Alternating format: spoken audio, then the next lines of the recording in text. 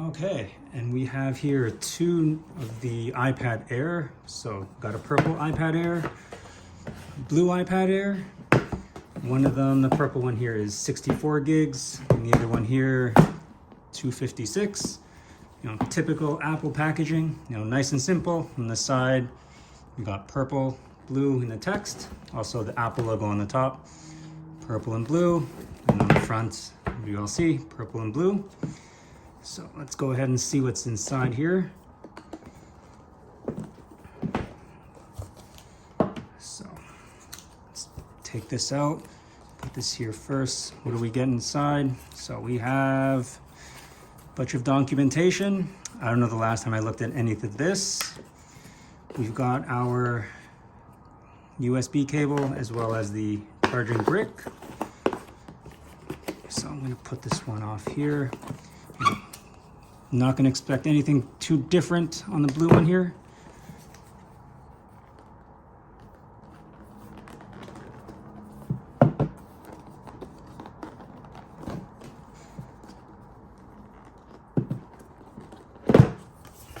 So, same thing with the blue.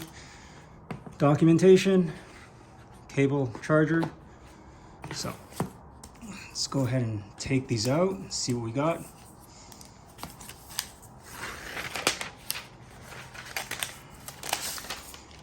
So there's the purple. Depending on the the light you get on it, it varies from a pale purple to a violet. It's actually quite nice. Goes all the way around here on the frame itself. There's the bottom with the ports, or the one port, and there's the screen. Now let's go ahead and take a quick look at the blue one.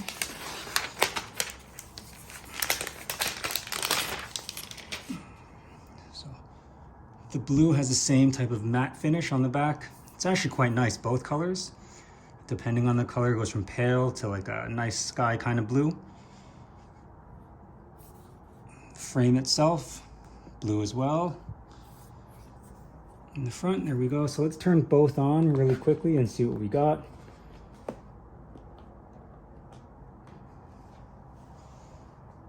If purple decides to turn on. Well, it looks like purple's not turning on. There it goes. So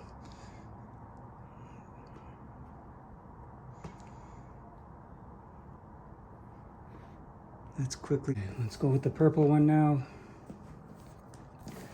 Now, I'm sure everyone knows, kind of what this is, but let's see if I can get the Touch ID set up a little bit quicker on this one, since I had experience already.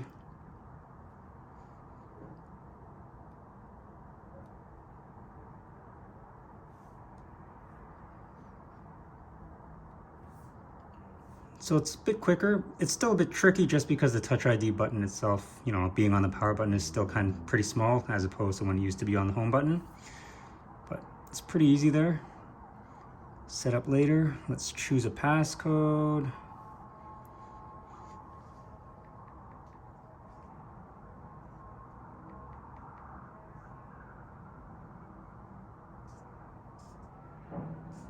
Okay, so now it's going to ask to transfer from, however, let's go, don't transfer. Let's go for set up later. Don't use. Agree to terms and conditions. Keep it up to date, sure. Let's disable for now. We can set up Siri later, screen time, set up later. Let's not share for now. Let's keep it as a light appearance, continue. And we're set. So immediately, it's a lot quicker, considering the iPads I use now are pretty old. And it's not every day you get a new iPad. Granted, you probably don't even get an iPad every year or two. For the most part, I'm assuming people go 2 to 3 years before getting a new iPad. Any new software updates? So 15.4.1. So out of the box, there's already an update. But yeah, that's just a quick video on what you would expect if you were to get one of these new iPad Airs. What to expect taking it out of the box, setup process, and at least now you know that you're probably going to be looking at least one update when you start. But yeah, anyways, thanks for watching.